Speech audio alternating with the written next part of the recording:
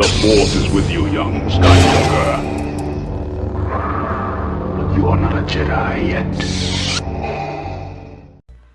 Hey guys, how you doing? It's Dupree, aka Darth Hater here with another Bad Batch breakdown. This one's for episode 2, Cut and Run.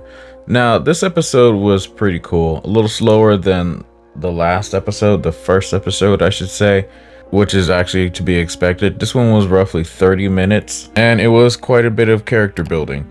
Anyway, let's get on to the breakdown. So we start with the boys heading to Saleucami to meet a clone that one of the boys had known before.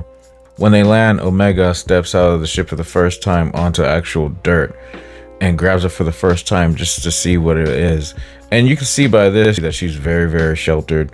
As they walk away from the ship, you can see Ninu and Anexu.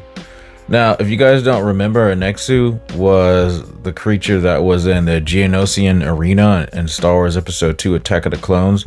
It's the one cat-like creature that scratched Padme up in the back.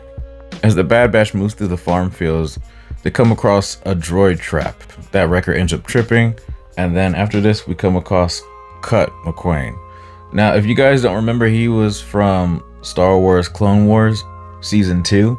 He decided to give up the clone soldier life and settle down with Sue, and then together the both of them actually adopted some kids. They invite the Bad Batch into the farm for drinks and a refresher. There, Cut tells the boys that Rex had just been there a day before and he'd been going on and on about the inhibitor chip, to which Omega chimes in, and that she actually knew about the inhibitor chip all along.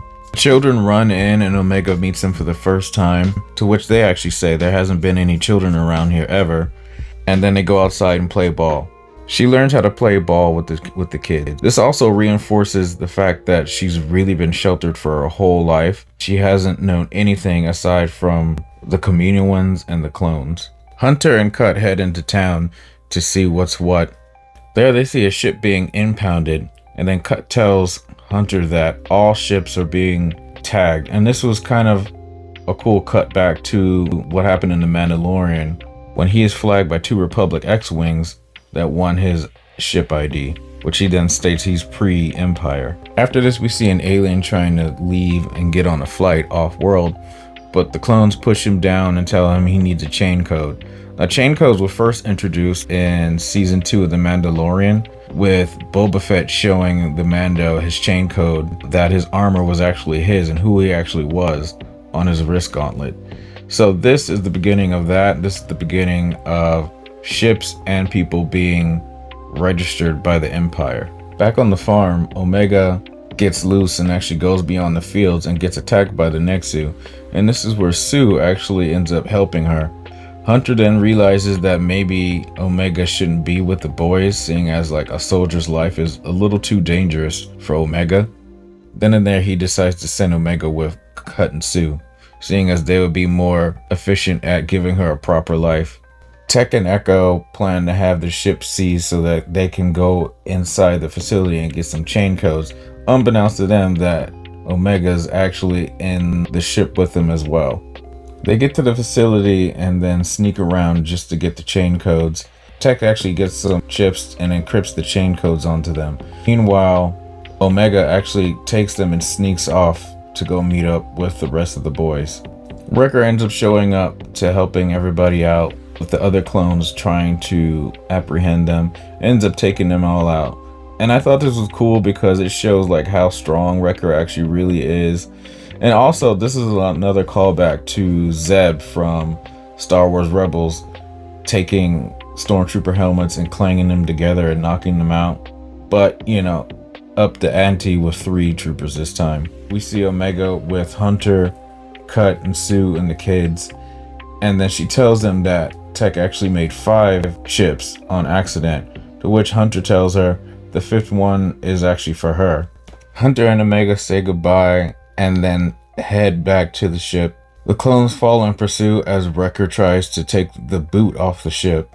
They get on the ship, and then Omega arrives at the last second to jump on just as she's attacked and grabbed by another clone. Hunter ends up coming out to save her.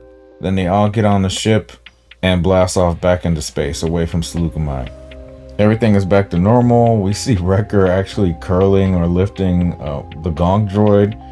Then we come to Hunter and Omega. She then tells him that she doesn't want to leave. This is the life she chose. And this just solidified the bond between Hunter and Omega. And he's going to be the reluctant father, a big brother figure. The episode ends and then we get the credits.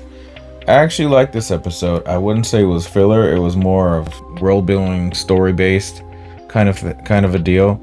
Just mostly just show the transition from the Clone Wars era to the Empire, and especially with how the new Empire is being formed, how new laws and regulations are being set into place with the chain codes and ships being registered.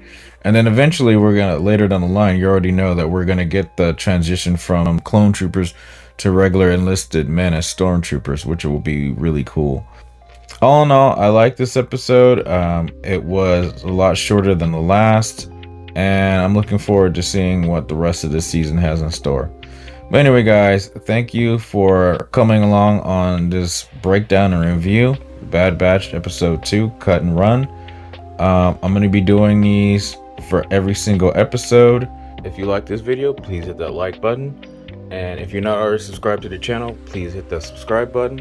And if you could be so kind as to hit that bell below to get notifications for all my latest posts. And thank you guys for watching and listening. Catch you guys in the next one. May the Force be with you. Bye.